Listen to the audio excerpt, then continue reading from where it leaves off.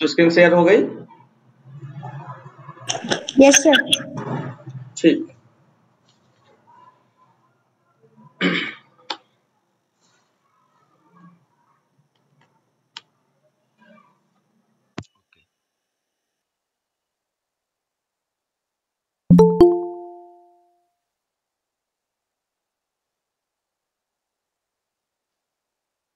आपका Lucknow public school का paper है।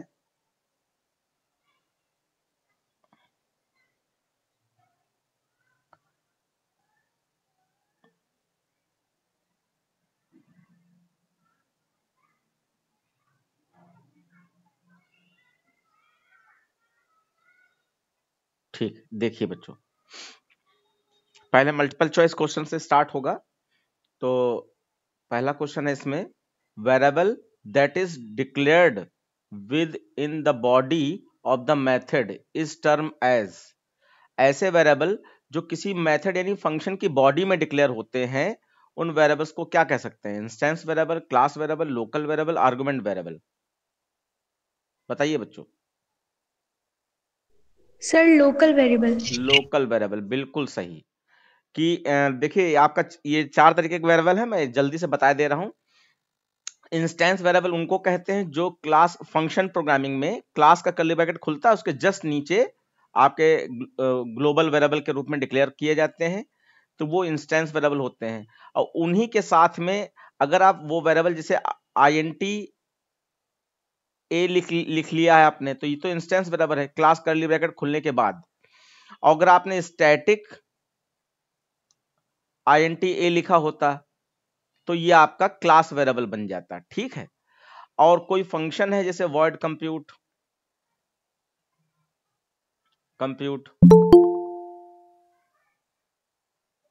और इसके अंदर आपने यहां पर मान लीजिए INT ए डिक्लेयर किया, या इसकी बॉडी में नीचे INT वाई डिक्लेयर कर दिया इस तरीके से, तो ये दोनों यहां पर ओके, कोई आया था अभी। हाँ, तो ये दोनों यहां पर, ये आपका लोकल वेरिएबल है, लोकल। और ये जो INT ए किसी फंक्शन के गोल वाले ब्रैकेट में आर्गुमेंट के रूप में डिक्लेयर किया जाता है, उसको आर्गुमेंट वेरिएबल बोलते हैं। तो चारों वेरिएबल हो गए, इंस्टेंस वेरिएबल ये वाला, क्लास वेरिएबल ये वाला, और लोकल वेरिएबल INT वाई वाला, और आर्गुमेंट वेरिएबल आपका INT ए वाला। तो ये चारों तरीके के वेरिएबल आपको पहचानना आना चाहिए। उसके बाद नेक्स्ट क्वेश्चन है आपका, ये यू नाम से कौन है?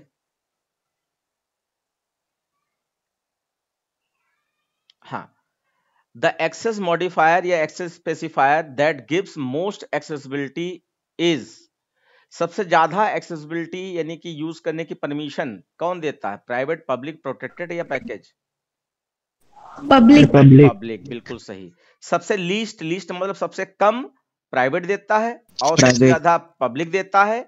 और जब दो क्लासेस आपस में इनहेरिट की जाती हैं, तो पहली क्लास के वेरिएबल अगर दूसरी क्लास में यूज करवाना चाहते हो, तो पहली क्लास में उन वेरिएबल्स को प्रोटेक्टेड डिक्लेयर किया जाता है, जिससे कि वो दूसरी क्लास में जो इनहेरिटेड क्लास है उसमें यूज हो सके। तो ये 3 चीजें आपको याद रखनी है।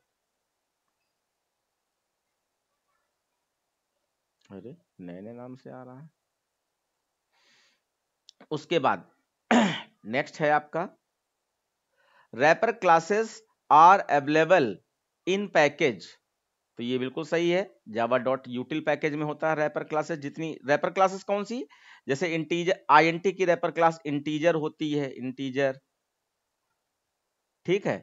और कैर की रैपर क्लास कैरेक्टर होती है। ये दो अलग हैं, ये INT और ये कैर। और बाकी सब में खास क्या रहता है कि जैसे फ्लोट है तो फ्लोट की रैपर क्लास F बड़ा होगा खाली, और बाकी सब सेम। और ये डेटा टाइप हो गया। तो ये आपके डेटा टाइप है, और ये उनकी रैपर क्लासेस हैं। ठीक है, तो रैपर क्लासेस को पहचानने का तरीका यही है, पहला कैरेक्टर उनका बड़ा होता है, और इंटीजर और कैरेक्टर थोड़ा अलग टाइप का है, बाकी सबका सेम ही रहता है, बस पहला लेटर बड़ा हो जाएगा। Excuse me sir. यस बेटा। सर रैपर क्लासेस नहीं जावा डॉट लैंग में नहीं होते? नहीं, मैं जल्दी से देख गया, सॉरी। जयपर क्लास जावा डॉट लैंग में ही होता है, यूटिल में तो स्कैनर वाली लाइन होती है। ठीक, Yes, sir. Java dot lang ही होगा, और कुछ नहीं होता है। ठीक, उसके बाद जो है the scanner class is a, अब ये डिराइव्ड क्लास होती है या रैपर क्लास होती है, प्रिमिटिव होती है, क्या होती है? तो डिराइव्ड क्लास होती है। स्कैनर जो है डिराइव्ड क्लास के अंतर्गत आती है। तो देखो इतने सारे ये क्वेश्चन आपको अलग अलग स्कूल के पेपर से माध्यम से मिल रहे हैं, आप इन्हीं को तैयार कर लीजिए, इन्हीं में से आ जाएगा, बिल्कुल आपको परेशान होने की जरूरत नहीं, बस एक भी पेपर छूटे ना। A class object is known as, class object को क्या कहोगे? आइडेंटिफायर कहोगे, इंस्टेंस वेरिएबल कहोगे, स्पेसिफायर कहोगे, मॉडिफायर कहोगे? Sir instance variable. देखो अ क्लास ऑब्जेक्ट, ऑब्जेक्ट जो होता है वो इंस्टेंस वेरिएबल से रिलेटेड होता है, तो ये स्पेसिफायर पता नहीं कैसे इसने लगा दिया बच्चे ने, इंस्टेंस वेरिएबल से होता है रिलेटेड क्लास ऑब्जेक्ट जो होता है। ठीक है, उसके बाद और जो आपका क्लास वेरिएबल की बात करें अगर हम, ये तो क्लास ऑब्जेक्ट की बात हो रही है ना, अब क्लास वेरिएबल की बात करें तो स्टैटिक वाला वो लाइन याद रखना है आपको। Identify the correct array declaration, तो करेक्ट एरे डिक्लेरेशन ये सेकंड वाला, ये थर्ड वाला, हाँ ठीक, बिल्कुल ये सेकंड वाला ही सही है। INT A square bracket is equal to new INT space देकर INT और ब्रैकेट में 10, बस इसमें फर्क इतना कर सकते हैं कि ये भी सही है, अगर हम इधर साइड में स्क्वायर ब्रैकेट लगा दें INT के बगल में और स्पेस देकर ए लिख दें तो ये भी सही होता है, ये भी सिंटेक्स बिल्कुल सही है। ठीक है, तो ध्यान रखिएगा इसका। उसके बाद multiple branching statement of Java switch case, ये बिल्कुल सही है। देखिए मल्टी ब्रांचिंग या मल्टीपल ब्रांचिंग अगर वर्ड आ जाए तो आप स्विच केस को ही लगाइएगा, बाकी इफ एल्स इफ ये सब ब्रांचिंग स्टेटमेंट तो है, मल्टीपल ब्रांचिंग अगर आता है तो स्विच केस लगाइएगा। नेक्स्ट है आपका which element is num 11 of the array, तो इंडेक्स नंबर नम के 11th इंडेक्स नंबर पर कौन सा पोजीशन वाला नंबर होगा, ये पहचानना है, बताओ। 12 होगा, बिल्कुल, क्योंकि 0 वाले इंडेक्स नंबर पर पहला एलिमेंट होता है, तो 11वें वाले इंडेक्स नंबर पर 12वां, एक ज्यादा होता है। ठीक है, बहुत अच्छी बात। एक मिनट फिर से सोच लीजिए, जैसे कि 0 वाले इंडेक्स नंबर पर पहला एलिमेंट होता है कोई भी, तो ऐसे ही 11th इंडेक्स नंबर पर कौन सा होगा? फिर अब एक बात सोचिए, एक कम होता ना, ज्यादा कह दिया अभी। सर 10th होगा। 10th होगा, क्योंकि 0 पे पहला एलिमेंट है, तो 11वें पे 10वां एलिमेंट होगा, 10th होगा, 12 नहीं होगा। ठीक, उसके बाद the concat function is used, concat function, इसमें कॉन्कैट फंक्शन दो स्ट्रिंग को ज्वाइन करता है, तो टू ज्वाइन टू स्ट्रिंग्स बिल्कुल सही है। हाँ, और कोई नहीं, टू ज्वाइन टू स्ट्रिंग्स यही रहेगा।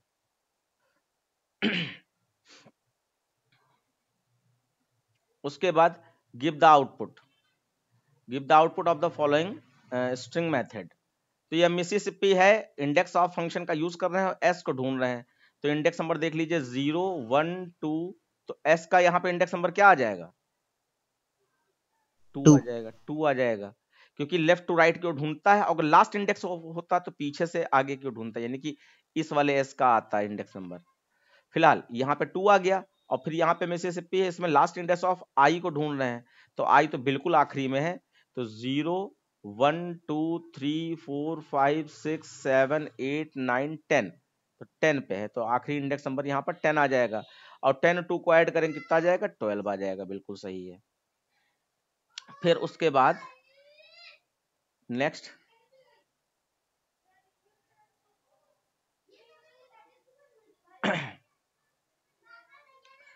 when primitive data type is converted to its corresponding object of its class, तो उसको बॉक्सिंग या ऑटो बॉक्सिंग कहते हैं। जब कोई प्रिमिटिव डेटा टाइप जैसे कि int a इक्वल टू 5 है, इस तरीके का कुछ, और आप इसको इसकी करस्पॉन्डिंग क्लास ऑब्जेक्ट में कन्वर्ट करते हैं, इंटीजर x या ob दे दे, मान लीजिए ऑब्जेक्ट है तो इक्वल टू a लिख दें, तो ये क्या कर रहे हैं, ये प्रिमिटिव डेटा टाइप को उसके क्लास ऑब्जेक्ट में, रैपर क्लास ऑब्जेक्ट में कन्वर्ट कर रहे हैं। इसको बॉक्सिंग कहते हैं, बॉक्सिंग या ऑटो बॉक्सिंग कहते हैं। और अगर इसका उल्टा होता कि ये इंटीजर ओबी में कुछ स्टोर है, उसको हम निकाल के आईएनटी में रख लेते, तो वो आपका अनबॉक्सिंग कही जाती। उसका टाइप कास्टिंग से कोई लेना देना नहीं है, ये चीज ध्यान रखना है। उसके बाद नेक्स्ट है आपका state the value of y after evaluation. तो यहां पे कैर में 7 स्टोर है, ठीक है, और कैरेक्टर डॉट इज लेटर है, तो इज लेटर क्या करता है, बूलियन टाइप का रिजल्ट बताएगा, और लेटर है या नहीं है इसको बताएगा। तो क्योंकि 7 लेटर तो है नहीं, तो ये क्या बताएगा, यहाँ पर y में फॉल्स बता देगा, तो ये फॉल्स बिल्कुल सही है। जहां पे आपको आता हो तुरंत बोल दिया कीजिए, नहीं तो मैं चाहता हूं थोड़े से प्रोग्राम भी देख लूं, इसलिए मैं खुद ही बताने की कोशिश कर रहा हूं। फिर cell numbers of a decimal array, dimensional array, sorry, cell numbers of a dimensional array are known as, यानी कि जिनको हम लोग इंडेक्स नंबर बोलते हैं उनकी बात हो रही। तो इंडेक्स नंबर को टेक्निकल भाषा में सबस्क्रिप्ट बोलते हैं, यानी कि एरे का दूसरा नाम सबस्क्रिप्टेड वेरिएबल होता है ना, तो जितने भी उसमें इंडेक्स नंबर होते हैं सबको सबस्क्रिप्ट बोलते हैं। यहाँ पे सेल नंबर और कंफ्यूज करने, सेल नंबर मतलब बॉक्स नंबर, जैसे मैं हिंदी में बोलता रहता हूँ, तो उसी की बात हो रही। फिर which loop is called an exit control loop, तो आपको मालूम है डू वाइल लूप होता है। वाइल और फॉर एंट्री कंट्रोल लूप होते हैं, क्योंकि कंडीशन पहले दी होती है और वो पहले कंडीशन चेक करते हैं, एंट्री करते समय लूप के अंदर एंटर करते समय पहले कंडीशन चेक करते हैं, देन एग्जीक्यूट होते हैं। जबकि डू वाइल लूप लास्ट में कंडीशन होती है, पहले वर्किंग हो जाती है एक बार, उसके बाद कंडीशन चेक करता है, इसलिए उसको एग्जिट कंट्रोल लूप कहते हैं। उसके बाद ये आपका एक एरे दिया गया है, जब भी एरे हो तो आप तुरंत इंडेक्स नंबर डाल दीजिए। और बच्चों कैरेक्टर एरे की एक प्रैक्टिस जरूर कर लीजिएगा, कुछ करना नहीं, जैसे इंटीजर एरे होता है वैसे कैरेक्टर एरे होता है। तो इनिशियलाइजेशन की ये लाइन ही पूछ दी जाती है खाली, जैसे ये सही डिक्लेरेशन है आपका इनिशियलाइजेशन कैरेक्टर एरे का। अब इसमें क्या पूछा जा रहा है, साइज ऑफ द एरे, तो आप गिन लीजिए कितने कैरेक्टर हैं, 1 2 3 4 5 6 7 8, 8 कैरेक्टर हैं। और एक कैरेक्टर कितनी बाइट मेमोरी लेता है, 2 बाइट। ये वाला याद रखिएगा, वेरिएबल्स की मेमोरी बाइट कितनी होती हैं, तो 2 बाइट मेमोरी लेता है कैरेक्टर। और यहाँ पे 1 2 3 4 5 6 7 8 है, तो 8 इंटू 2 हो जाएगा, तो 16 बाइट मेमोरी आपकी लगेगी। अब यहाँ पर 16 बाइट या तो दिया होता है आंसर, तब ठीक रहता, और नहीं तो एरे की लेंथ निकालने का फंक्शन दिया होता। तो यहाँ पे दिया है, देखो m डॉट लेंथ ये दिया है, तो यही आपका ओरिजिनल फंक्शन है जो अपने आप यहाँ पर 16 बाइट निकाल देगा। समझ में आ रहा है ये बात? Yes sir. Yes sir. और लेंथ फंक्शन में, एरे की लेंथ फंक्शन में गोल वाला ब्रैकेट नहीं लगता है। अगर स्ट्रिंग की लेंथ होती है वो भी एक सेंटेंस वगैरह की या वर्ड वगैरह की, तो लेंथ फंक्शन में आगे ये गोल वाला ब्रैकेट भी होता, लेकिन एरे में नहीं लगता है। तो ये आपका m डॉट लेंथ हो जाएगा, ठीक।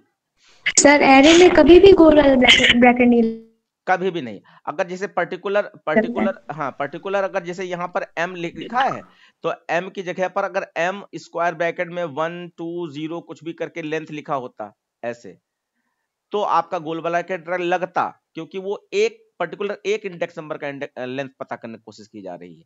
लेकिन अगर स्क्वायर ब्रैकेट नहीं है, तो इसका मतलब वो नंबर ऑफ एलिमेंट काउंट कर रहा है, तो यहाँ स्क्वायर ब्रैकेट, सॉरी गोल वाला ब्रैकेट नहीं लगता है, याद रखना है। पर्टिकुलर एक बॉक्स की बात हो तो लगता है, अदरवाइज नहीं लगता है। ओके।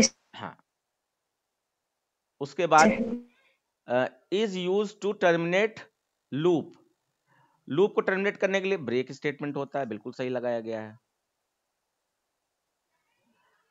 और कंटिन्यू क्या करता है, वो skip the statement after execution, मतलब जो लूप चल रहा होता है जहां कहीं कंटिन्यू लगा है, तो कंटिन्यू के नीचे जो लिखे गए स्टेटमेंट है वो एग्जीक्यूट नहीं होंगे। और कंटिन्यू क्या करता है, उनको स्किप करके कंट्रोल को i++ यानी अपडेशन पार्ट पे भेज देता है। लेकिन अगर अपडेशन पार्ट भी नहीं है तो सीधे कंडीशन पे भेजेगा। तो आप याद रखिएगा, कॉन्टिन्यू का मैं यहाँ पे क्वेश्चन नहीं, लेकिन फिर भी उससे बच्चे कंफ्यूज होंगे, इसलिए मैं बता रहा हूं कि कॉन्टिन्यू अगर फॉर में लगा है, फॉर लूप में इफ कंडीशन में कॉन्टिन्यू लगा है, तो कॉन्टिन्यू क्या करता है, आई प्लस प्लस पे भेज देगा कंट्रोल को सीधे, और नीचे दिए गए स्टेटमेंट, कॉन्टिन्यू के नीचे दिए गए स्टेटमेंट एक्सिक्यूट नहीं होंगे। और अगर वाइल डू वाइल में कॉन्टिन्यू लगा है तो सीधे कंडीशन पे भेजेगा, उसमें अपडेशन पार्ट पे नहीं जाता। ये वाली की पॉइंट याद रखिएगा, वाइल डू वाइल में सीधे कंडीशन पे। इन कंस्ट्रक्टर ओवरलोडिंग, कंस्ट्रक्टर ओवरलोडिंग में क्या होता है, एक से अधिक कंस्ट्रक्टर होते हैं जिनकी पैरामीटर लिस्ट अलग अलग होती है। तो all constructor must have same name, हाँ सब सारे कंस्ट्रक्टर का नाम सेम होता है, as that of class name. अगर देखें नीचे, all constructor must have same number of argument, ये गलत बात है। नंबर ऑफ आर्गुमेंट यानी गोल वाले ब्रैकेट में जो वेरिएबल होते हैं सबके सेम नहीं हो सकते। All constructor must have argument of type string, ये भी गलत बात है। All constructor must have no argument, ये भी गलत बात है। तो पहला वाला ही सही है।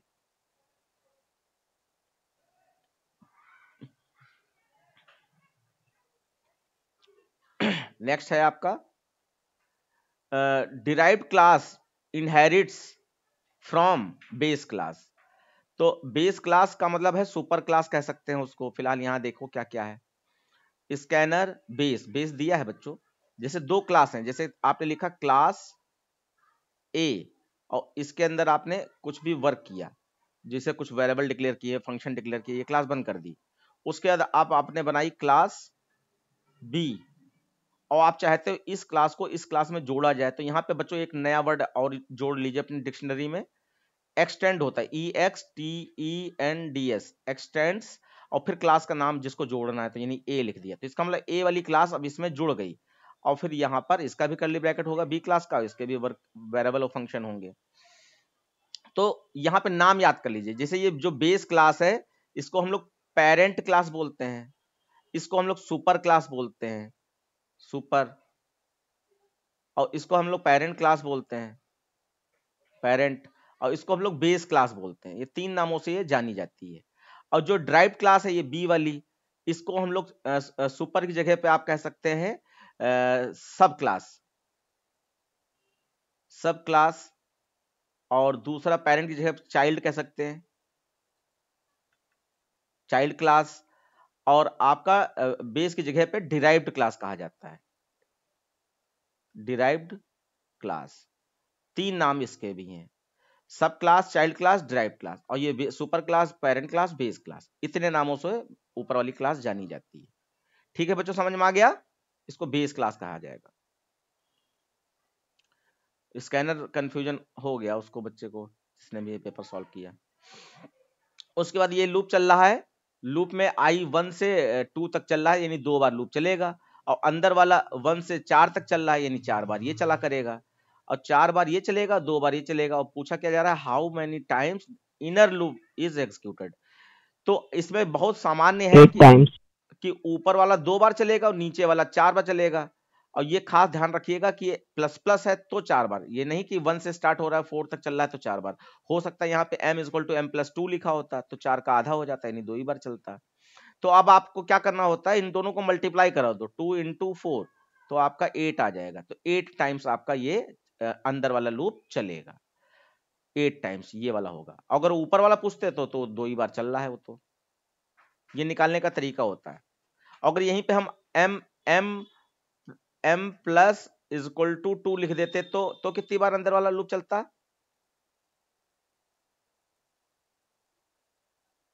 2 ही बार तो चलता, 1 चलता, 3 चलता, क्योंकि +2 हो रहा है ना, 3 चलता, और फिर सीधे 5 आ जाता, लूप ही फॉल्स हो जाता, यानी 2 बार ये चलता और 2 बार ऊपर वाला चल रहा है, तो 2 × 2 4 टाइम्स माना जाता। हाँ, इस तरीके से होता है, ज्यादा टाइम नहीं लगता है, बस टेक्निकल लैंग्वेज आपको पता होनी चाहिए।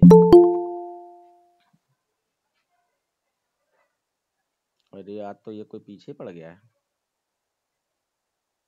उसके बाद आपका नेक्स्ट क्वेश्चन है,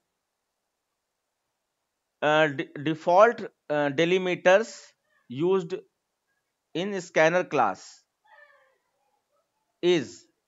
डिफॉल्ट डेलीमीटर्स मतलब बच्चों यहाँ पर कॉमा से होता है, एपोस्ट्रोफी वाला ये एस होता है, इससे होता है, आपका जो है सेमीकोलन से होता है, कोलन साइन से होता है, ये इतने सारे ये चीजें हो सकती हैं या होती हैं।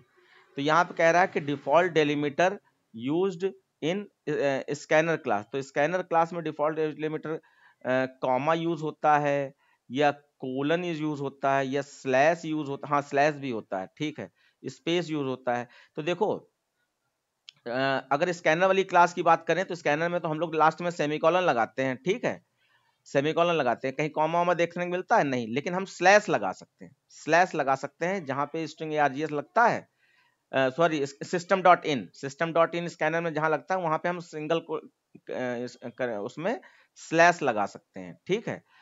तो ये स्लैश हो सकता है, लेकिन खैर यहाँ पे कॉमा, कोलन, स्लैश और कोलन तो खैर वो उसी वो एक ही, अच्छा कोलन कहाँ लगता है बच्चों मालूम है, याद है कोलन साइन पूरे जावा में कहाँ देखने को मिला है? सर स्विच में। हाँ, स्विच स्टेटमेंट में केसेस के अंदर कोलन साइन देखने को मिला है। और कॉमा सर वेरिएबल, स्पेस नहीं होता था? कॉमा वेरिएबल डिक्लेरेशन में होता है, ठीक है। अच्छा एक चीज और है, ये स्पेस जो दे दिया ये भी कंफ्यूज कर रहा है, क्योंकि डेलीमीटर्स में वैसे, लेकिन डेलीमीटर्स में हाँ स्पेस होता है, डेलीमीटर्स में स्पेस होता है। डेलीमीटर का मतलब है जितने ये मैंने बताए ऐसे ही आपका स्पेस भी डेलीमीटर्स में होता है। तो स्लैश भी हम लोगों ने कभी लगाया नहीं, लेकिन स्पेस तो हम लोग देते ही देते हैं, scanner space SC equal to new space, तो आप स्पेस ही मान लीजिए, ज्यादा अच्छा रहेगा। थोड़ा सा कंफ्यूज कर रहा है ये क्वेश्चन, लेकिन आप इसको स्पेस ही मानिए, क्योंकि स्पेस के अलावा तो स्कैनर वाली लाइन में हम लोगों ने कुछ देखा ही नहीं है ना। तो स्पेस बिल्कुल सही है, मतलब कंफर्म स्पेस ही लगाइए इसमें। उसके बाद बच्चों नेक्स्ट है आपका फाइंड द आउटपुट। अब यहाँ पे कैरेक्टर डॉट इज लेटर क्या करता है, अल्फाबेट्स चेक करता है ए से जेड तक, स्मॉल वाले या कैपिटल वाले। तो यहाँ पे तो ये अल्फाबेट तो है नहीं, तो ये तो फॉल्स आ जाएगा, तो यहाँ पे ये फॉल्स आ जाएगा बच्चों। लेटर का मतलब यहाँ पे कैरेक्टर से नहीं, लेटर का मतलब यहाँ पे अल्फाबेट से है, ये याद रखिएगा। उसके बाद आपका ये एरे है, इसमें लेंथ निकाल रहे हैं तो गिन लो 1 2 3 4 5 6, तो 6 इसकी लेंथ आ जाएगी। और फिर यहाँ पे 0 1 2 3 4 5 ये इंडेक्स नंबर है, तो 1 पे आपका क्या है 4 आ जाएगा, और 6 पे आप 6 पे इसमें कुछ है ही नहीं, 0 1 2 3 4 5 6 पे तो इसमें सर कुछ, एरर हो गया। हाँ बिल्कुल सही कह रहे हो, यहाँ पे इस स्टेटमेंट के चक्कर में एरर आएगी। तो यहाँ पे आप बिल्कुल चक्कर में ना पड़िए कि जो, मतलब आप यहाँ पे एक चीज बच्चों ध्यान रखिएगा, ये भी एक नंबर आपका गायब करने के लिए काफी है, कि बच्चा ये सोचता है कि जो पेपर में चीजें हमें गिवन है उसी में से हमें कोई सही आंसर ढूंढना है, लेकिन ऐसा बिल्कुल नहीं है। आपका जो कॉन्सेप्ट आपने जो पढ़ाई की है साल भर, उस कॉन्सेप्ट के हिसाब से जो सही हो आप उसको सही मानिए। ये नहीं कि इसमें जो दिया है बस उसी में हम सोचे कि हाँ अच्छा 6 वाला, अच्छा 1 से गिन ले लाओ 1 2 3 4 5 6, तो 6 पे 16 आ जाएगा। नो, वो गलत है, क्योंकि यहाँ डायरेक्ट 6 लिखा होता तब ठीक था, ये एन ऑफ 6 लिख दिया ना, वो तो है ही नहीं यहाँ पर, इसलिए ये गलत हो जाएगा। और बाकी यहाँ पे एक्स और वाई दोनों की वैल्यू पूछी है, तो हम लोग कह सकते हैं कि y की वैल्यू के रूप में आपका एरर आएगी और x की वैल्यू आपकी 6 आ जाएगी, क्योंकि लेंथ हमने 6 निकाल ली है। ठीक है बच्चों,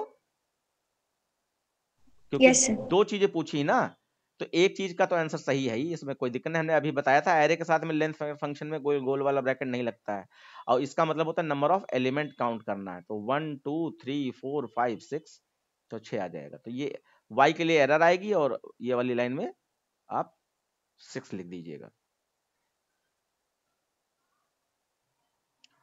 उसके बाद difference between call by value और कॉल बाय रेफरेंस, तो ये चीज हम लोग कई वीडियो में अभी डिस्कस कर चुके हैं। जो मेन पॉइंट है वो मैं बस बोले दे रहा हूं कि कॉल बाय वैल्यू में प्रिमिटिव डेटा टाइप पास किए जाते हैं। जब फंक्शन में वैल्यू भेजी जाती है तो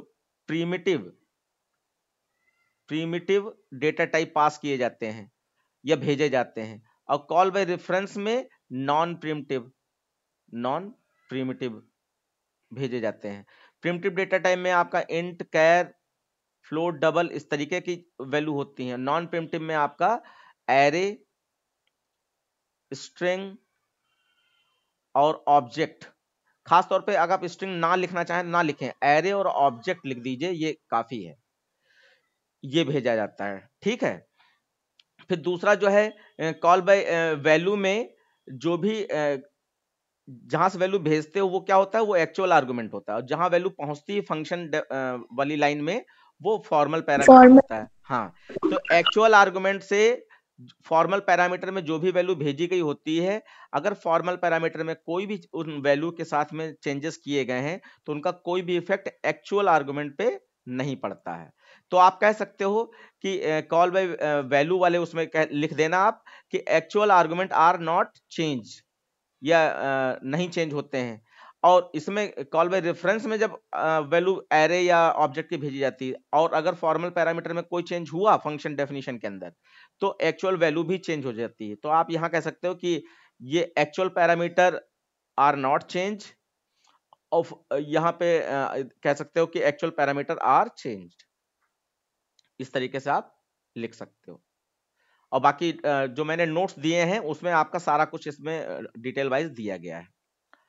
बाकी जो है अब यहाँ पे क्या है, what is the purpose of using break statement और कंटिन्यू स्टेटमेंट। तो ब्रेक का यूज हमने बताया टू टर्मिनेट लूप और switch statement, it is used in loop और स्विच स्टेटमेंट, आप ये कह सकते हो।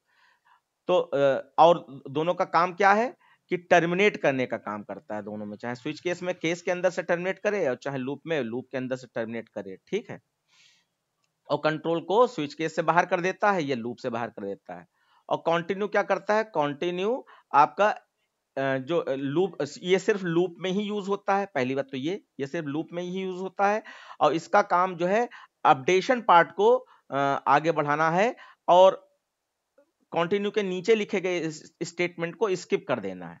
अपडेशन पार्ट को आगे बढ़ाना, लूप के अपडेशन पार्ट को आगे बढ़ाना है और कंटिन्यू के नीचे लिखे गए स्टेटमेंट को स्किप कर देना है, नहीं चलने देना है। ये खास तौर पे बात आपको लिखनी है, और इसके बारे में पूछा जरूर जाएगा। ब्रेक और कंटिन्यू के बारे में पेपर में ना पूछे ऐसा हो ही नहीं सकता, तो आप इसके बारे में थोड़ा सा डिटेल में, ये तो वैसे डिटेल हमने पूरी बता दी है लेकिन व्यवस्थित रूप से याद करके जाइएगा। Why is a class known as composite data type. तो क्लास को कंपोजिट डेटा टाइप क्यों कहा जाता है, तो आप कह दीजिएगा कि all composite data type are made with the help of primitive data type, or all composite data type are made with the help of primitive data type, and composite data type are user defined data types, that's why it is called composite data। user defined data type मतलब user decide करता है कि उसमें integer value रहेगी, float value रहेगी या double value रहेगी, किस टाइप की वैल्यू। तो इसके एग्जांपल क्या था, क्योंकि कंपोजिट डेटा टाइप का और कोई नाम नहीं है, ये 4 नाम है, चाहे आप इसको कंपोजिट डेटा टाइप कहें, चाहे इसको नॉन प्रिमिटिव डेटा टाइप कहें, नॉन प्रिमिटिव डेटा टाइप, और चाहे इसको डिराइव्ड डेटा टाइप कहें। तो ये 4 नाम है, non primitive data type, derived data type, composite data type. ठीक है, और रेफरेंस डेटा टाइप एक और नाम, रेफरेंस डेटा टाइप वाला कई जगह आपको देखने को मिल जाएगा। तो ये प्रिमिटिव डेटा टाइप की मदद से बनाए जाते हैं और ये यूजर डिफाइंड डेटा टाइप होते हैं, इसीलिए इनको कंपोजिट डेटा टाइप कहा जाता है। आप इसको इतना लिख दीजिएगा। फिर उसके बाद difference between constructor and method. तो इसमें कई डिफरेंस मैंने आपको लिखवाए हैं और 2 डिफरेंस आपको मेन याद रखने, जल्दी से बताइए किसको याद है कंस्ट्रक्टर और मेथड में। So constructor has same name as the class, हाँ और method का the method does not have same name as the class. ठीक, पहला हो गया। दूसरा, Constructor has no return type, not even void, हाँ and a method may or may not have a return type. बहुत सही, बस यही 2 पॉइंट मेन हैं। और बाकी आप कह सकते हो कंस्ट्रक्टर इम्प्लिसिट कॉलिंग होता है, यानी कंस्ट्रक्टर को इम्प्लिसिट कॉलिंग कहा जाता है और मेथड को एक्सप्लिसिट कॉलिंग कहा जाता है। ये पॉइंट एक और लिख सकते हो। उसके बाद बाकी आपको मालूम है कंस्ट्रक्टर पब्लिक में ही डिक्लेयर किया जा सकता है, जबकि मेथड पब्लिक, प्राइवेट, प्रोटेक्टेड सब तरीके से डिक्लेयर किया जा सकता है। ये हमने डिफरेंसेस बताए थे। और व्हाट इज एन इनकैप्सुलेशन, तो wrapping up of data and its related methods into a single unit is called encapsulation, है ना। Yes sir. हाँ Yes. ठीक है, यानी कि कोई भी क्लास ओपन करते ना, क्लास लिखा और क्लास का कर्ली ब्रैकेट खोला, यहाँ पे वेरिएबल डिक्लेयर किए, यहाँ पे फंक्शन बनाए, वॉइड इनपुट इस तरीके के, ठीक है, ये फंक्शन बनाए, और फिर लास्ट में आपने यहाँ पर क्लास बंद कर दी। तो wrapping up of data, data मतलब वेरिएबल्स से होता है, and its related method, method यानी इनपुट कंप्यूट डिस्प्ले जो बनाए हैं, into a single unit. Single unit क्या है? ये क्लास है, इसी को आपका इनकैप्सुलेशन कहते हैं। ये इस कर्ली ब्रैकेट के अंदर सब बंद है ना, तो ये रैपिंग किया जा रहा है, तो इसी को इनकैप्सुलेशन कहते हैं। उसके बाद give the difference between while loop and do while loop. तो while loop do while loop में डिफरेंस आपको मालूम है। While loop entry control loop होता है, एंट्री कंट्रोल लूप, और do while loop exit control loop होता है। और व्हाइल लूप में क्या होता है? First check the condition then execute, और डू व्हाइल में first execute then check the condition. और व्हाइल में आप कह सकते, ये पहले कंडीशन चेक करता है उसके बाद एग्जीक्यूट होता है, ये पहले एग्जीक्यूट होता है उसके बाद कंडीशन चेक करता है, ठीक है। उसके बाद आप कह सकते हो व्हाइल लूप में ये एक बार भी कंडीशन, अगर कंडीशन ट्रू नहीं है तो एक बार भी एग्जीक्यूट नहीं होगा, जबकि डू व्हाइल में चाहे कंडीशन ट्रू हो या ना हो, लेकिन ये एक बार तो चलेगा ही चलेगा। याद आ गया सब बच्चों? Yes sir. हाँ, यस यही पॉइंट है इसके मेन। जो मैंने फाइल दी बहुत अच्छी फाइल है बच्चों, वो आईएमपी वाली, उसमें ये सब क्वेश्चन आपको मिल जाएंगे मिलते जुलते।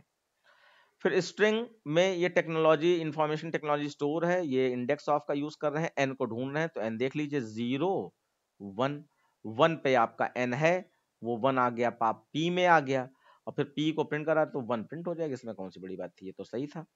ठीक है बच्चों? Yes yes sir. सर ठीक है, उसके बाद देखते हैं कंस्ट्रक्टर ओवरलोडिंग। तो आप यहां पे लिख सकते हो when we make more than one constructor in a class with different parameter list.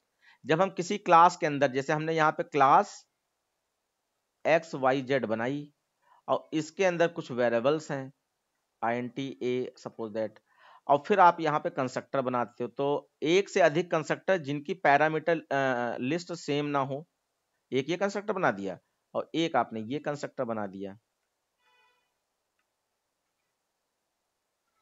और यहाँ पे a is equal to x लिख दिया, ठीक है। तो ये पैरामीटराइज कंस्ट्रक्टर बना दिया, ये आपका नॉन पैरामीटराइज कंस्ट्रक्टर बना दिया, तो और लास्ट में ये क्लास बंद है और बीच में बहुत सारे वो क्या कहते हैं फंक्शन और भी हो सकते हैं, तो इसी को कंस्ट्रक्टर ओवरलोडिंग कहा जाता है। एक से अधिक कंस्ट्रक्टर एक क्लास में जिनकी पैरामीटर लिस्ट अलग अलग हो। Got it? समझ में आ गया बच्चों? यस बोलते रहो, बिल्कुल एनर्जेटिक रहो, क्योंकि अब इस समय स्लो मोशन में कुछ काम नहीं चलेगा। बस हो गया, कुछ पेज छूट तो नहीं गया? हमें लग रहा है कोई पेज छूट गया है, एक बार नीचे देखो। नहीं सर, इतना ही है। इतना ही है, ठीक है। उसके बाद देखिए, मैंने मतलब कितना आसान है कि हाल ही आप जो है इफ फंक्शन के अंदर इफ एल्सिफ के प्रोग्राम का आना है, या एक प्रोग्राम आप देख लीजिए, बहुत सारे हमने कराए हैं, और इफ एल्सिफ आप करना आता ही है, तो ये आपका लैपटॉप डिस्काउंट ऑन लैपटॉप वाला जैसे दिया है, आराम से हो जाएगा। यहाँ पे मैं डिफरेंट जो भी तुम पूछोगे बच्चा वो मैं बता दूंगा, बाकी ये तो बिल्कुल आसान। अच्छा, यहाँ पे कुछ कंफ्यूजन हो सकते हैं, उनको मैं बता दूं। जैसे यहाँ पे वेरिएबल के नाम बता दिए गए, लेकिन ये नहीं बताया गया इनके डेटा टाइप क्या है, जबकि पेपर में इनके डेटा टाइप बताए जाएंगे, जो बोर्ड का पेपर होता है उसमें बताए जाएंगे। तो आप इस केस में क्या करोगे, तो नेम लिखा है तो नेम का मतलब किस टाइप का होना चाहिए बच्चों, जल्दी बताओ। स्ट्रिंग। बिल्कुल। और प्राइस डबल INT भी होता है, डबल भी हो सकता है, और डिस्काउंट तो परसेंटेज में होता है, तो डबल डबल अमाउंट भी जब डिस्काउंट सही निकलेगा तो वो भी डबल में होगा। तो हमने जो आपको बताया कि नेम एम टाइप के छोड़कर बाकी सब डबल में ले लो, तो आप डबल में ही सब ले लीजिएगा। फिर यहाँ पे देखिए, ये कंफ्यूज करने की कोशिश की गई, यहाँ पे बाकायदे फंक्शन के नाम लिख के आते हैं, ठीक है, और इन्होंने सिर्फ लाइन लिख दी, यानी कि जो नाम लिख के आता है उसके आगे जो कमेंट लाइन होती है वो खाली लिख दी, यानी कि आपको खुद ही इनका नामकरण करना है, ये बात आपको समझना है। तो आप जैसे इसी प्रोग्राम को मैं यहीं पे वेरिएबल तो डिस्कस हो ही गए हैं, फंक्शन की बात करें तो यहाँ पे क्लास का नाम क्या है, क्लास का नाम एक बार मैं देख लूं, लैपटॉप नाम की क्लास है, ठीक है। तो यहाँ पे कह रहे हैं parameterize constructor to initialize the data member, ठीक है।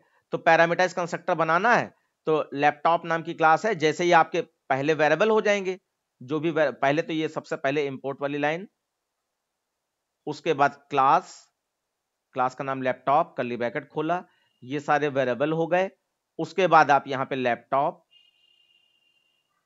और बिल्कुल कंफ्यूज ना होइए, मैंने पैरामीटराइज कंस्ट्रक्टर आपको बताया है, बस ये है कि पैरामीटराइज कंस्ट्रक्टर आने के बिल्कुल चांस नहीं है, बहुत कम चांस है कि पैरामीटराइज कंस्ट्रक्टर आए, क्योंकि अभी तक आपके 10 साल 15 साल जो भी हुए हैं डिफॉल्ट कंस्ट्रक्टर से ही ये प्रोग्राम आए हैं।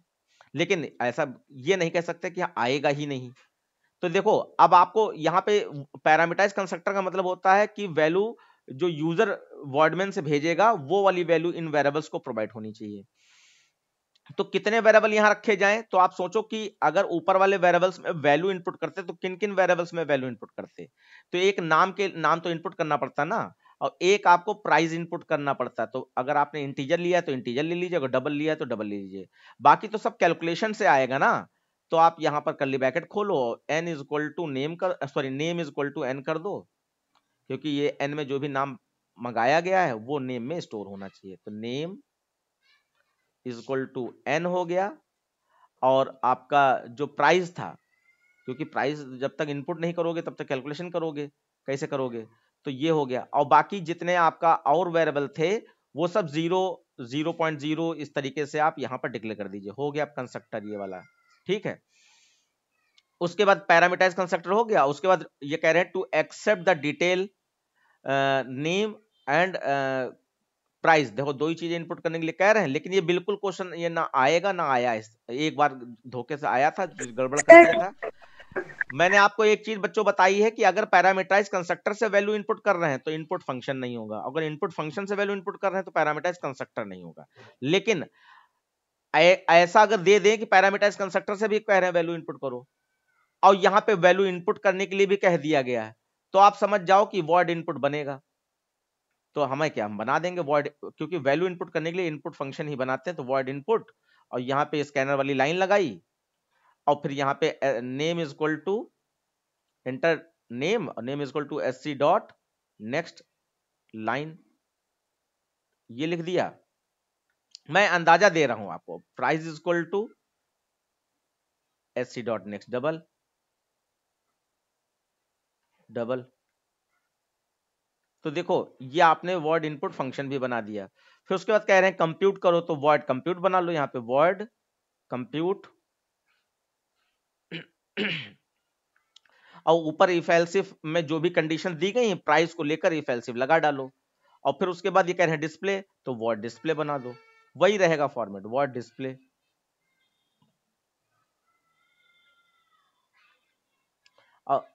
वर्ड डिस्प्ले बना दिया आपने, और उसके अंदर जो जो चीजें, अच्छा यहाँ पे खास होता है फंक्शन वाले प्रोग्राम में जितने वेरिएबल हैं सारे प्रिंट कराने होते हैं, ग्लोबल वेरिएबल की बात कर रहा हूँ, यहाँ सारे प्रिंट करा दीजिए। उसके पब्लिक स्टैटिक वर्डमेन बनाकर एक ऑब्जेक्ट बनाइए, ऑब्जेक्ट में दो चीजें आपको, क्योंकि पैरामीटराइज कंस्ट्रक्टर भी बना रहे हैं ना, तो दो चीजें आप फिक्स रूप से भेज दीजिए। जैसे मैं कंस्ट्रक्टर बनाऊं, क्योंकि कंस्ट्रक्टर पैरामीटराइज है तो यही वैल्यू भेजनी पड़ेगी। Laptop, laptop OBJ is equal to new laptop, और ब्रैकेट में आप एक नाम भेजना है तो नाम को डबल कोट्स में भेज दीजिए, क्योंकि वो फॉर्मेलिटी है। क्योंकि ऐसा मैं चाहूं ये यूजर इनपुट भी भेज सकता हूं, लेकिन ये फॉर्मेलिटी इसलिए कह रहा हूं क्योंकि इसके बाद जो है आपको इनपुट फंक्शन तो कॉल करना ही है, उसमें भी वैल्यू इनपुट होगी। तो कंस्ट्रक्टर से जो वैल्यू इनपुट आपने कराई थी वो रिप्लेस हो जाएगी जब आप इनपुट फंक्शन में वैल्यू इनपुट कराओगे। ये name is equal to sc dot next line और price is equal to sc dot next double. तो यहां पे प्राइस भेज दीजिए कुछ भी, ये कंस्ट्रक्टर आपने कर दिया, कंस्ट्रक्टर हो गया। उसके बाद बचा क्या, OBJ dot input, input OBJ dot compute, OBJ dot display, और फिर लास्ट में कर्ली ब्रैकेट दो बंद हो जाएंगे। हाँ बेटा, आप कोई बच्चा पूछ रहा था, अरे आप कुछ पूछ रही थी आप? यस सर, इस क्वेश्चन में बाद में चेंज कर दिया गया था, उन्होंने कहा था डिफॉल्ट कंस्ट्रक्टर से ही करो। हाँ हाँ, तो या तो ये डिफॉल्ट होगा या तो पैरामीटर। अगर डिफॉल्ट है तो ये वाली चीज नहीं होगी, खाली नेम में यहाँ डबल कोट्स लगा दो और प्राइस में और सम में 0.0 लिख दो, और फिर इनपुट फंक्शन से वैल्यू इनपुट कराओ। मैंने एक तरीके से देखा जाए पूरा प्रोग्राम ही बता दिया है स्ट्रक्चर, बाकी कैलकुलेशन वाला पार्ट आपको अपने आप कर लेना है। समझ में आ गया ना? Yes sir. उसके बाद देखिए नेक्स्ट क्वेश्चन है आपका, write a program to accept a list of 20 integers, sort first 10 numbers in ascending order and next 10 numbers in descending order. तो ठीक है, इन्होंने हाफ हाफ कर लिया कि आपका सॉर्टिंग 2 बार लगानी पड़ेगी। इस तरीके क्वेश्चन आज तक आया नहीं है, बस बुक्स में अवेलेबल है, वही उठा के छाप दिया गया है। तो यहाँ पे आप याद रखिएगा कि बिल्कुल ये चीज बड़ी नहीं है, और क्योंकि अभी जो सेकंड पीरियड होने के बाद जो भी टाइम है हम लोग इसी टाइप के क्वेश्चंस का डिस्कशन करेंगे, तो बिल्कुल घबराइए नहीं, ये सब क्वेश्चन आपके सामने होंगे।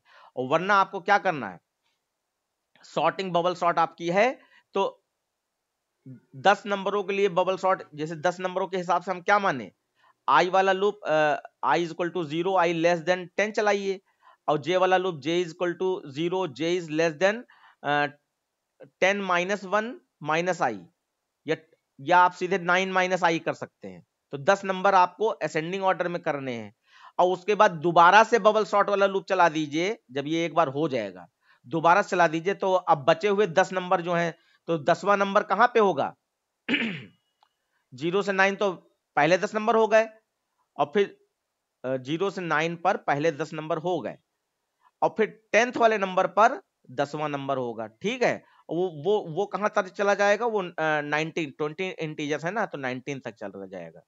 तो अब इसमें क्या होगा, आई वाला लूप आपको जो है आई इक्वल टू 0 से ना चलाकर आई इक्वल टू 10 से चलाना है, और आई इज लेस देन 20 चलाना है, क्योंकि अब बाद के 10 नंबर आपको डिसेंडिंग ऑर्डर करने हैं। और जे वाला लूप जे इक्वल टू 0 और जे इज लेस देन, क्योंकि वो 20 लिखा तो 20 का एक कम कर देंगे तो 19 हो जाएगा, 19 माइनस आई कर दीजिए, और बाकी सॉर्टिंग का तरीका सेम है। तो ये हम लोग कर लेंगे, बस अभी आइडिया दे दिया। जिन लोगों को सॉर्टिंग वॉर्टिंग याद है वो अपना कर सकते हैं, इतने बहुत है आइडिया। फिर उसके बाद नेक्स्ट है write a program in Java to accept 20 numbers in single dimension array, ARR 20, ठीक है। Transfer and store all the even numbers in an array even, all the odd numbers in an array odd, ठीक है। तो ये तो बहुत अच्छा question है कि आप जब नंबर तो स्टोर करा ही लेंगे ना सारे बच्चे। Yes sir. उसके बाद मैं ऐसे हल्का सा आइडिया दे रहा हूं आपको कि जब नंबर स्टोर हो जाए, और उसके बाद आपने ये भी वेरिएबल डिक्लेयर कर रखे होंगे, इवन नाम का एक एरे होगा, एक आपका ऑड नाम का एरे होगा। तो यहाँ पे आपने आई इज इक्वल टू 0 और आई इज लेस देन 20 लिख दिया, और आई प्लस प्लस कर दिया, ठीक है, कर्ली ब्रैकेट खोल दिया। उसके बाद अब आपको सिर्फ इवन नंबर चाहिए, तो इफ जो एरे है ए स्क्वायर ब्रैकेट के अंदर आई, या ARR नाम दिया है इन्होंने, ARR स्क्वायर ब्रैकेट में आई मॉड 2 इज इक्वल टू 0। अगर ये है कंडीशन ट्रू, तो आपको क्या करना है, यहां पर बस एक ही जगह पे बच्चा मात खाएगा, उसको लगते मतलब वो समझ नहीं पाएगा कि इंडेक्स नंबर दोनों के अलग अलग चेंज करवाने हैं। कैसे, यहाँ पे आप j इज इक्वल टू 0 लिख दीजिए, ये आपका जो इवन नंबर का होगा ना, उसके लिए इंडेक्स नंबर चेंज कराने का तरीका है। इवन स्क्वायर ब्रैकेट में अब यहाँ बच्चा आई लिख देगा, इधर भी आई लिख देगा और ARR में भी आई लिख देगा, ये गलत हो जाएगा। तो आप यहाँ इवन और यहाँ पे जे रख दीजिए, और आप चाहें तो यहीं पे जे प्लस प्लस कर दीजिए, J plus plus is equal to और फिर ARR ऑफ आई लिख दीजिए। तो ये वाला तरीका जो होगा, इससे क्या होगा, सारे नंबर इवन वाले इवन नाम के एरे में चले जाएंगे, और इसका पर्सनल इंडेक्स नंबर कौन चेंज कर रहा है, जे। तो जे को पता होगा कि कितने नंबर इसमें इवन में गए। और ऐसे ही जब ऑड के लिए लिखोगे, तो अब ऑड के लिए आपका अलग से लूप लगाने की जरूरत नहीं, इसी में ऑड भी हो जाएगा। आप अलग से एक कंडीशन लगा दीजिए, और पहले कंडीशन लगाने की जरूरत ही नहीं, आप एल्स लगा दीजिए, एल्स, क्योंकि इवन नहीं है तो ऑड तो होगा ही होगा। और यहाँ पे ODD ऑड स्क्वायर ब्रैकेट, अब इसका भी इंडेक्स नंबर आपको एक नए वेरिएबल से चेंज कराना पड़ेगा। Suppose that k is equal to 0 लिख दिया, तो यहाँ पे k प्लस प्लस कर दीजिए, और is equal to ARR of I ये लिख दीजिए। तो क्या होगा कि अगर इवन नंबर मिला तो आई के पास तो इवन नंबर होगा ही उस समय, ARR ऑफ आई के पास, और वो इवन जे को दे देगा, और जे प्लस प्लस हो जाएगा। तो यानी जे कब प्लस प्लस हो रहा है, जब इवन नंबर मिलेगा, अदरवाइज जे प्लस प्लस नहीं होगा। ऐसे ही ऑड नंबर जब मिला तभी के प्लस प्लस होगा, अदरवाइज के प्लस प्लस नहीं होगा, क्योंकि खाली मुली बॉक्स छोड़ छोड़ के आगे थोड़ी बढ़ना है, इसमें जब नंबर जाए तभी बॉक्स आगे बढ़े। फिर आपको जब प्रिंटिंग करना होगा इवन ऑड का अलग अलग, तो i इज इक्वल टू 0 और i इज लेस देन, आपको इवन प्रिंट कराना तो लेस देन j लिखेंगे, क्योंकि j को पता है कितने नंबर गए, और i प्लस प्लस, और यहाँ पे आप SOP में यहाँ पर इवन ऑफ i ऐसे प्रिंट कराएंगे। आप चाहे तो ऊपर हेडिंग डाल सकते हैं SOP एलिमेंट में, ऑल इवन नंबर्स आर, और उसके बाद ये वाला लूप चलाइएगा, तो ये इवन हो गया। ऐसे ही बच्चों अगर ऑड नंबर प्रिंट कराने होंगे तो किसको यहाँ पे वेरिएबल j की जगह क्या कौन सा होगा? अगर ऑड नंबर सर k होगा, क्योंकि k को मालूम है ऑड नंबर कितने गए हैं इसमें। समझ पा रहे हैं? ये चीज है कहानी। अच्छा, अगर आपको और थोड़ा डिटेल चाहिए तो मैं हल्का सा बता ही दे रहा हूं, बाकी ये सारे क्वेश्चन हम लोग लगा लगा के देखेंगे, कुछ छोड़ेंगे नहीं।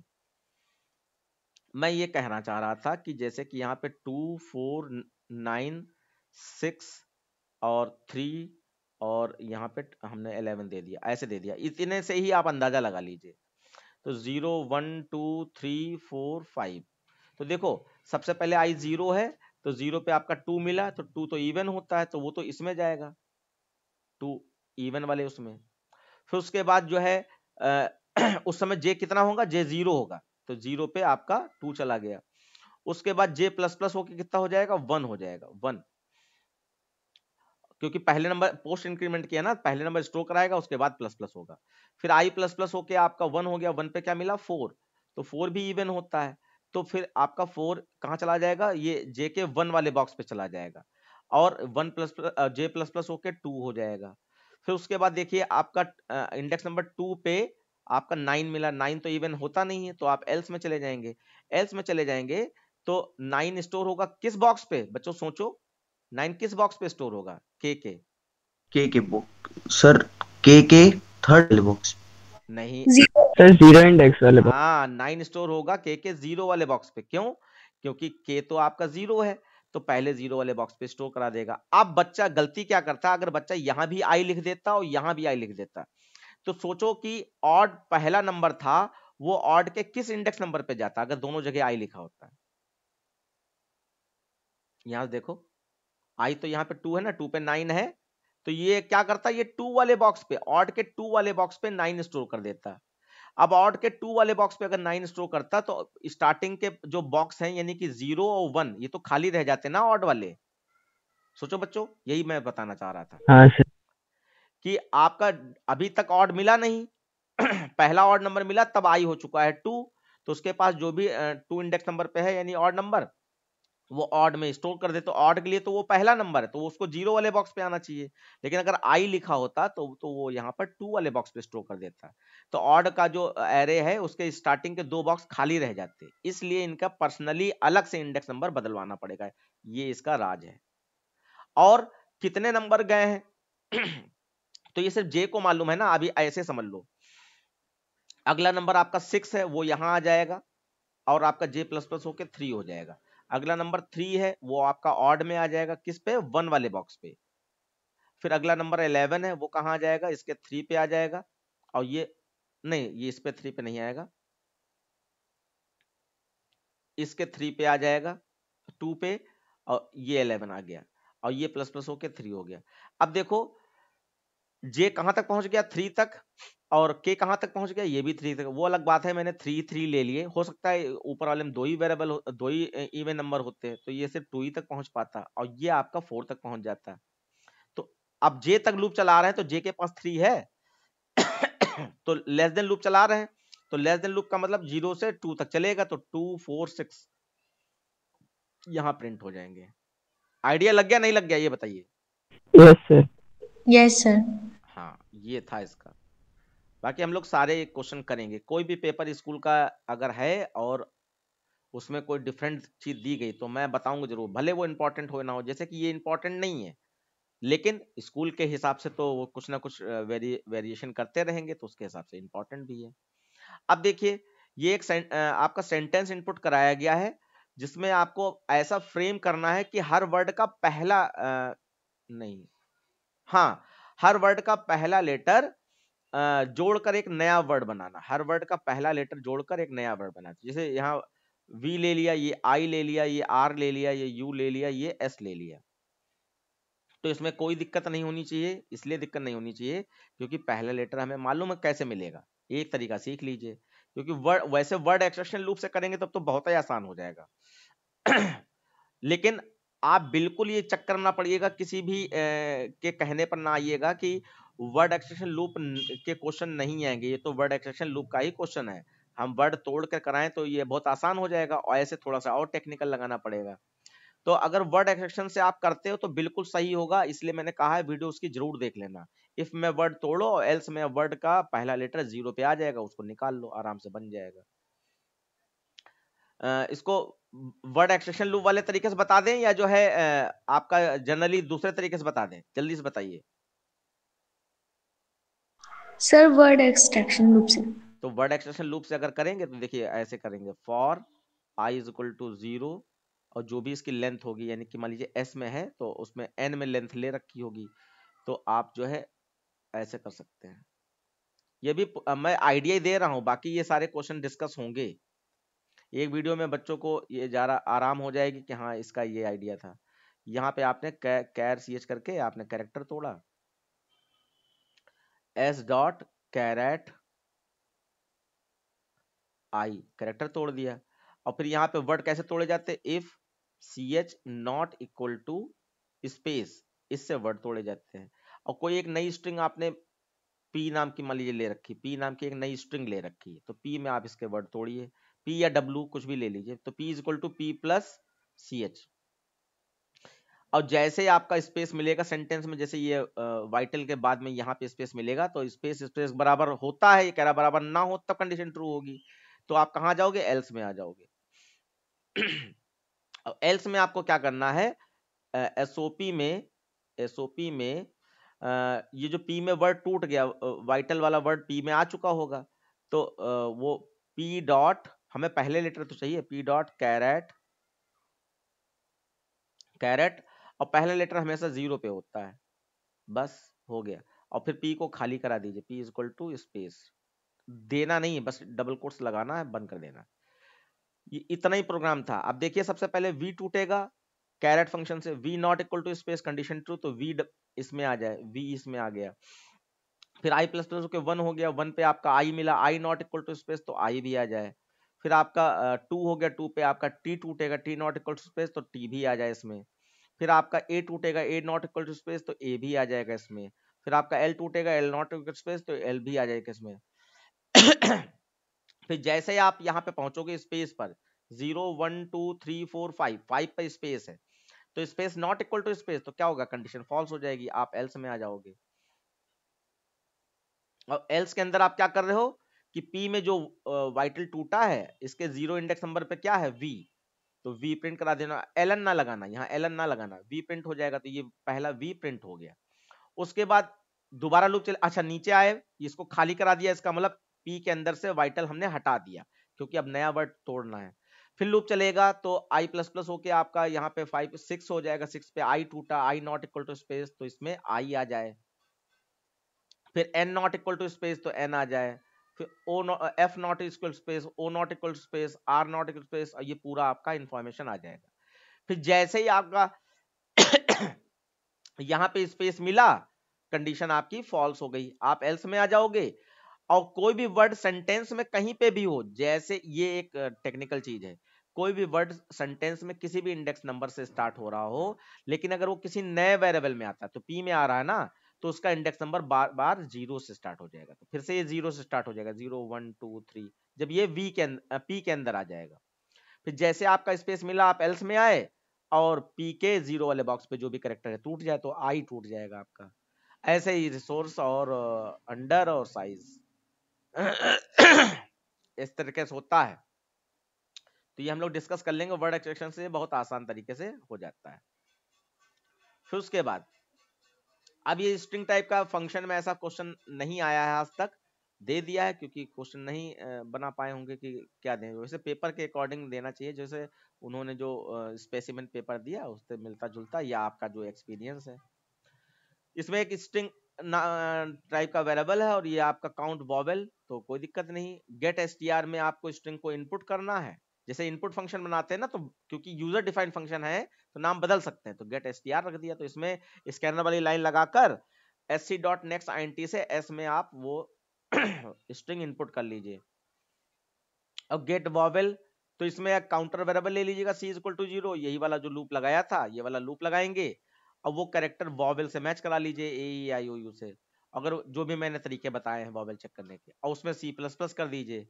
उसके बाद C आपका एक ग्लोबल वेरिएबल है, तो जब डिस्प्ले बनाएंगे तो डिस्प्ले में नंबर ऑफ वॉवेल करके C को प्रिंट करा दीजिएगा। बहुत आसान है, कोई दिक्कत नहीं। लास्ट क्वेश्चन यहाँ पे दिखाई पड़ रहा है, write a program to display all prime palindrome number between 100 to 10 to आपका 1000। तो ठीक है, प्राइम पैलिंड्रोम नंबर जो है कि मतलब वो नंबर प्राइम भी हो और पैलिंड्रोम भी हो। तो ये इस तरीके क्वेश्चन जो है ये अभी तक तो नहीं आया, या तो प्राइम आया या तो पैलिंड्रोम आया, ये तो मिक्स कर दिया, और वो भी रेंज वाला क्वेश्चन तो एक बार भी नहीं आया। लेकिन मैं ये नहीं कह रहा हूँ कि वो नहीं आ सकता है, तो हमें तो बताना ही है, तो आपको ये क्वेश्चन बता दी जाएगा, क्योंकि आप जो है ज्यादा वीडियो लंबी हो जाएगी। तो ये हम लोग जब हम लोग डिस्कशन करेंगे, क्योंकि लगभग सारे पेपर बच्चों के हो ही गए हैं या होने वाले हैं खत्म, तो फिर ये इस टाइप के क्वेश्चन जितने भी हैं हम लोग करवाएंगे सब। ठीक है बच्चों, तो आज की क्लास यहीं तक रहेगी, और इसको बच्चा जितने स्कूल के पेपर आए हैं बस रिवाइज करते रहो, इससे ज्यादा आसान तरीका हो नहीं सकता, क्योंकि नंबर कम कौन करवा रहा है, नंबर कम आपका MCQ क्वेश्चन ही कराएगा, क्योंकि प्रोग्रामिंग जितना हमने पढ़ाया वही आएगा, और इधर उधर बिल्कुल चक्कर पड़ने की जरूरत ही नहीं है। वो अलग बात है कि हम ये इस टाइप के क्वेश्चन दे दिए तो ये भी हम करा देंगे, वरना दिक्कत नहीं। एक फॉर्मेट मैं हल्का सा बता दे रहा हूँ।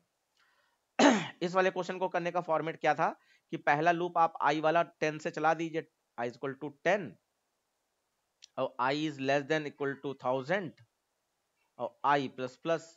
ठीक, ये लूप चला दिया आपने, और इसके अंदर आप एक k वाला लूप चलाइए, j वाला चला दीजिए। ये कौन सा होगा, ये प्राइम के लिए होगा, प्राइम नंबर के लिए। j is equal to 1, j is less than equal to i को मानिएगा कि i को चेक किया जा रहा है कि प्राइम है या नहीं है, और i को ही चेक करा जा रहा है कि वो पैलिंड्रोम है या नहीं है। तो i और j प्लस प्लस, और इसमें आपको मालूम है प्राइम नंबर में काउंटर वेरिएबल C++ किया जाता है ना, वो इफ कंडीशन के अंदर। तो i को ही चेक कीजिएगा, i mod j equal to अगर 0 है तो आपका C++ हो जाए, ये प्राइम का बन गया। और इसी जस्ट नीचे आप पैलिंड्रोम का बना दीजिए। अच्छा, काउंटर वेरिएबल यहाँ पे C इक्वल टू 0 किया जाएगा। ऐसे आपका पैलिंड्रोम में रिव चाहिए होता तो रिव इक्वल टू यहाँ पे आपका 0 किया जाएगा, और यहाँ पे डिजिट एक्सट्रैक्शन लूप लगा दीजिए, यहाँ पे आप k लगा दीजिए, k is equal to number किसके पास है, i के पास है, i को चेक करना है आपको, और k इज ग्रेटर देन 0, और k divide is equal to 10, ये लूप लगा दिया। और यहाँ डिजिट तोड़ी, और रिव वाली लाइन आपको मालूम है, रिव इज इक्वल टू रिव इंटू 10, और प्लस जो भी आपने ये डिजिट j में तोड़ी हो या किसी में d में तोड़ी हो तो d जोड़ दीजिए। तो ये देखिए, ये आपका क्या कौन सा लूप लग गया, ये आपका डिजिट एक्सटेंशन लूप लगा दिया रिवर्स करने के लिए। अब C अगर प्राइम होगा 10 तो C++ होकर 2 हो गया होगा, अगर पैलिंड्रोम होगा तो हम एग्जांपल ले लेते हैं कि अगर i++ होकर 11 हो जाए, तो 11 हमारा प्राइम भी होता है, तो यहाँ पे 1 से 11 तक चलाओगे तो C की वैल्यू कितनी हो जाएगी, 2 हो जाएगी, क्योंकि दो ही बार तो कटेगा C बच्चों। Yes sir. यस हाँ, दो ही बार कटेगा तो C की वैल्यू 2 हो जाएगी, और 11 का रिवर्स करोगे तो 11 ही तो आ जाएगा जब पूरा लूप चलाओगे। Yes sir. तो अब इन दोनों लूपों से बाहर निकल कर यहाँ चेक करा लो कि C की वैल्यू अगर आपकी C इज इक्वल टू 2 है तो इसका मतलब वो प्राइम है, और एंड और रिव इज इक्वल टू I है, I के पास नंबर था ना, तो अगर C इज इक्वल टू 2 है और रिव इज इक्वल टू I है तो SOPLN आप जो है I को प्रिंट करा दीजिए, I, और चाहे मैसेज देना चाहे तो मैसेज भी डबल कोट्स में दे दीजिए, प्राइम पैलिंड्रोम नंबर, और उसके बाद ऊपर वाला लूप बंद कर दीजिए। पूरे प्रोग्राम हमें बता दिया है, क्योंकि आपको मालूम है प्राइम नंबर का प्रोग्राम, आपको मालूम है पैलिंड्रोम नंबर का प्रोग्राम, और आपको यहाँ पर चेक करा लेना है दोनों को एक साथ में एंड कंडीशन में, तो ये आपका SOP में I को प्रिंट करा देना है। मैसेज देना चाहे तो मैसेज भी दे सकते। हाँ बताइए सर, एक बार MCQ का 19th वाला बता दीजिए। MCQ का 19th वाला, अभी आप थी नहीं क्या बच्चा? नहीं सर थे, लेकिन हमको उसमें थोड़ी कंफ्यूजन हो रही। अच्छा ठीक है, कोई बात नहीं, कोई बात नहीं, देख लो 19th वाला। देखो कौन पहचानो,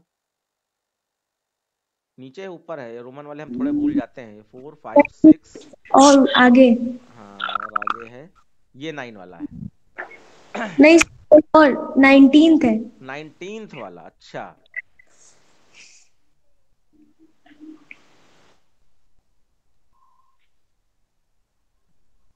ये yes sir, yes sir, E for loop वाला। ये फॉर लूप वाला, ओहो ये तो बहुत आसान वाला है बच्चा। हमने आपको ये बताया है, अभी भी देखना वीडियो दोबारा, तब भी मिल जाएगा आपको। खाली एज्यूम कर लेना कि ऊपर वाला लूप कितनी बार चल रहा है, अपने मन से बताओ ऊपर वाला लूप कितनी बार चलेगा, अगर चलेगा पूरा तो। Sir 2 times. 2 टाइम्स। और नीचे वाला लूप अगर एक बार चले तो कितनी बार चलेगा, एक बार पूरा चले तो कितनी बार चल रहा है? एक ही बार चलेगा। नहीं, 1 से 4 लिखा है तो इसको बताओ कितनी बार चलेगा। 4 4 4। 4 टाइम, बस दोनों को मल्टीप्लाई करा दो तो अंदर वाला लूप 8 टाइम चलेगा। कैसे हम दिखा रहे हैं आपको, देखिए ऊपर वाला लूप जब k की वैल्यू 1 थी तो अंदर वाला लूप 1 से 4 चला, 1 से 4 मतलब 4 बार चला, ठीक है। फिर ऊपर वाला लूप जब 2 हुआ तो अंदर वाला लूप फिर से 1 से 4 चला, यानी 4 बार चला। फिर ऊपर वाला लूप फॉल्स हो गया, लूप से बाहर आ गया आप, तो अंदर वाला चला ही नहीं। तो अब इनको प्लस कर लो, तो 4 + 4 कितना हो गया? 8। Yes sir. तो ऐसे निकाल सकते हो, वरना मैंने तरीका बताया कि खाली ये देख लो कितनी बार चल रहा है, क्योंकि k++ नहीं देखोगे तो गड़बड़ हो जाएगा। अब प्लस हो रहा है, उसका मतलब पूरा पूरा 2 बार चल रहा है। ये भी m++ हो रहा है, इसका मतलब पूरा पूरा 1 से 4 तक चलेगा, 4 बार। तो दोनों को मल्टीप्लाई करा दिया जाता है, बस आपका रिजल्ट। तो सर आंसर 8 टाइम्स आएगा ना? आंसर 8 टाइम है। Okay sir. हाँ, चाहे इस तरीके से देख लो कि ऊपर वाला लूप एक बार चल रहा है तो अंदर वाला लूप 4 बार, फिर ऊपर वाला लूप दूसरी बार चलेगा तो अंदर वाला 4 बार, फिर ऊपर वाला 2 बार बाद फॉल्स हो जाएगा ना, तो लूप से बाहर आ यस। गया। तो इन दोनों को जोड़ दो, 4 + 4 8, ठीक है। Yes sir, thank you sir. हाँ हाँ, ठीक है बच्चा, फिर आज की क्लास यहीं पर एंड की जा रही है, और बाकी मैंने इन्फॉर्मेशन दे